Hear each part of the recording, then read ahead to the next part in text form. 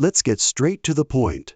Today we're diving into one of the most hotly debated topics in the world of firearms. .223 Remington versus 5.56 NATO. If you've ever wondered what the real differences are, or found yourself uncertain about which one is the right choice for your rifle, you're definitely not alone. There's a lot of confusion out there, with tons of myths, half-truths, and misinformation circulating. But this isn't just about performance, it's about safety too. You might be thinking, aren't these two pretty much the same? Well, not exactly. There are some important differences that are often overlooked, and ignoring them could lead to serious problems. In this video, we're going to break down the key differences between .223 and 5.56 that no one talks about. We'll cover things like chamber pressures, brass myths, reloading tips, and more. By the time you're done watching, you'll have a clear understanding of what sets these cartridges apart and how to make the right choice for your rifle. Whether you're a veteran shooter or a beginner, this is essential knowledge for every gun owner. Let's jump in. First off, let's tackle the most common misconception, that .223 and 5.56 are essentially the same. I get it, their appearance is almost identical. And yes, some rifles can fire one in the other. But when it comes to firearms, close enough isn't good enough. The differences, while not immediately obvious, can have significant effects on both safety and performance. The biggest factor? Pressure. 5.56 NATO is loaded to much higher pressures, often up to 6,000 pounds per square inch, more than the .223 Remington. Why the difference? Because 5.56 was designed as a military cartridge, intended for use in harsh environments and to perform reliably under extreme conditions. Military rifles are built to handle those higher pressures, but most civilian rifles chambered for .223 are not. Firing 5.56 through a .223 chamber can cause dangerous pressure spikes, which could damage your firearm or worse. You might be asking yourself, can I fire .223 in a 5.56 chamber? The answer is yes, without a doubt. A 5.56 chamber is built to handle .223 ammo because it's designed for those lower pressures. But the reverse situation, firing 5.56 in a .223 chamber, is dangerous and should definitely be avoided. The key takeaway here is to treat these cartridges as distinct entities. While they may appear similar, their performance and safety standards are very different. Always double-check your rifle's chamber markings and stick to what's safe. If you're ever uncertain, it's better to be extra cautious than to risk a catastrophic failure. Now let's dive into something that doesn't always get the attention it deserves: chamber design. Even though the dimensions of .223 and 5.56 cases are nearly identical, the chambers they're fired from are not. The key difference is the free bore, the distance the bullet travels before it engages the rifling. Here's the breakdown. 5.56 chambers typically have about twice the free bore length of .223 chambers. It might sound like a small difference, just about 0.025 inches, but it's actually quite significant. In a 5.56 chamber, the extra free bore gives the bullet a little more space to travel before it hits the rifling, which helps manage pressure spikes. That's important because 5.56 is loaded to higher pressures. In contrast, the tighter free bore in .223 chambers helps with accuracy, but can cause pressure to build up more quickly. Firing a high-pressure 5.56 round in a .223 chamber can result in dangerous pressure spikes that your rifle may not be built to handle. So how do you figure out what your rifle is chambered for? It's simple, just check the barrel markings. If you see 5.56 NATO, your rifle can handle both rounds. If it says .223 Rem, stick with .223 ammo. If you have a .223 Wylde chamber, you're in luck, it can safely handle both. Just remember, the free bore difference is real, and it's something you don't want to overlook. Let's also address a common myth about brass, that 5.56 cases are always thicker and more durable than .223. While military 5.56 brass does tend to have thicker walls, This isn't a hard and fast rule. My tests have shown that there can be surprising variations, even within the same caliber. For instance, some 5.56 brass from Lake City actually weighs less than certain 223 brass from civilian brands like Hornady. So what's really important here? It's not just about case thickness, it's the internal volume of the case. Thicker brass means less room for powder, which can increase pressure. But the difference is typically so small, usually less than a grain of water capacity, that it won't make much of an impact in most cases. However, if you're into reloading, consistency is crucial. Mixing brass with varying thicknesses and volumes can lead to performance inconsistencies. Whether you're working with 223 or 5.56, it's essential to sort your brass by head stamp and use the appropriate load data for each specific case. In short, don't get caught up in the myth that thicker brass is always better. What really matters is consistent brass, proper prep work, and safe reloading practices. The label on the head stamp is just one part of the puzzle. Let's talk velocity now, because this is where 5.56 often steals the spotlight. On average, 5.56 rounds travel about 150 to 200 feet per second, faster than 223, depending on the load and bullet weight. That's a substantial difference, especially if you're into long-range shooting or aiming to maximize your round's terminal performance. But why is 5.56 faster? The answer lies in its higher pressure load and its military design.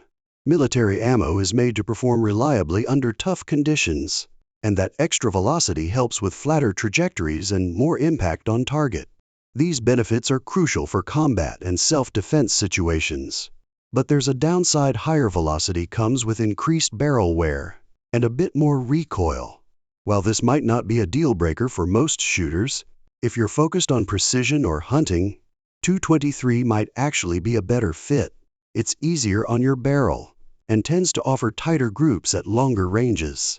The key takeaway: 5.56 offers more speed and power, but you need to balance that with what's most important for you. If you want a hotter, higher performing round, go with 5.56 in the right chamber. If precision and barrel longevity matter more to you, 223 could be the better option. Understanding these differences will help you make the right choice for your needs. Now let's talk about reloading, because when you're working with 223 and 5.56 brass, things can get tricky. If you're a reloader, you've probably heard all sorts of conflicting advice.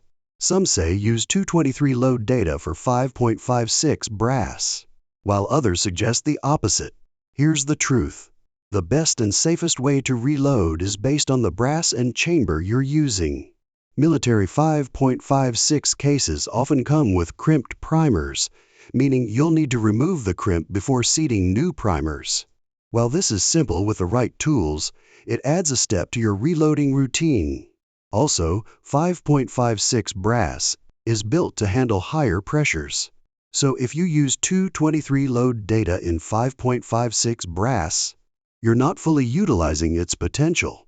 On the flip side, using 5.56 load data for 223 brass can create dangerously high pressures. From my own experience, small changes in your load can make a big difference in safety and performance.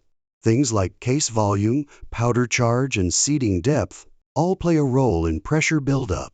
For example, starting loads that seem safe for 223 might show pressure signs in thinner brass or tighter chambers. That's why it's so important to start with lower loads and work your way up, looking for signs of excessive pressure like flattened primers, sticky bolt lift, or expanded case heads. One more tip: consistency is key. Sort your brass by head stamp, measure your case lengths, and always stick to trustworthy load data. Sure, chasing maximum velocity might be tempting, but your cases will last longer, and your shooting will be safer if you prioritize accuracy and reliability. In reloading, slow and steady really does win the race. How do you know what your rifle is chambered for? It all boils down to the chamber markings, and this is a step you should never overlook. On most AR-15 barrels, You'll find these markings either near the muzzle or on the side of the barrel close to the chamber. You might see terms like 223 Rem, 5.56 NATO, or occasionally 223 Wylde. Each of these tells you exactly what your rifle is built to handle. If your rifle is marked 223 Remington, it's crucial to stick with 223 ammo only. The chamber is more compact, and firing 5.56 in it can cause dangerous pressure spikes. On the flip side, if your barrel says 5.56 NATO, you're good to go with both 5.56 and 223 ammo. Just keep in mind that 5.56 is loaded to higher pressures, which can lead to more wear over time. And then there's the 223 Wylde chamber. This is a hybrid design that combines the best of both worlds. It has the tighter freebore of a 223 chamber for precision, and the strength to safely handle the higher pressures of 5.56. If versatility is important to you, this is the chamber you want. The bottom line, always trust the markings on your rifle. They're not just suggestions, they're essential for safe and effective shooting. Now let's dive into the 223 Wylde chamber, because this is where things get really interesting. If you've ever been torn between the precision of 223 and the power of 5.56, the 223 Wylde chamber might just be the perfect solution. Designed to safely handle both 223 Remington and 5.56 NATO rounds, it combines the accuracy benefits of 223 with the ability to handle 5.56 higher pressures. The 223 Wylde chamber achieves this by using the tighter tolerances of a 223 Remington chamber, along with the longer freebore of a 5.56 chamber. This means you get the precise rifling engagement of 223, which helps with accuracy. But you also have the strength to handle the hotter 5.56 rounds without worry. It's like getting the best of both worlds in a single rifle. For shooters who want versatility, whether it's running surplus 5.56 ammo one day or precision 223 loads, the next a 223 Wylde chamber is an excellent choice. It offers flexibility without sacrificing safety or performance. It's no surprise that many competitive shooters and enthusiasts swear by it. So if you want a rifle that can handle it all, a 223 Wylde chamber is definitely worth considering. It's the ultimate compromise in the 223 versus 5.56 debate, giving you the freedom to confidently shoot both. Let's get down to the practical side of things. How do you choose the right ammo for your rifle? It might seem simple, but it's one of the most critical aspects of shooting safely and effectively. The answer largely depends on your rifle's chambering and what you're trying to achieve with it. If your rifle is chambered for 223 Remington, stick to 223 ammo. This is designed specifically for the tighter chamber and lower pressures of 223 rifles, ensuring both safety and optimal performance. Trying to fire 5.56 in a 223 chamber can lead to dangerous pressure spikes and extra wear on your firearm. On the other hand, if your rifle is chambered for 5.56 NATO, you've got more flexibility. You can safely shoot both 223 and 5.56 ammo, though you might notice a slight accuracy advantage with 223 due to the tighter tolerances.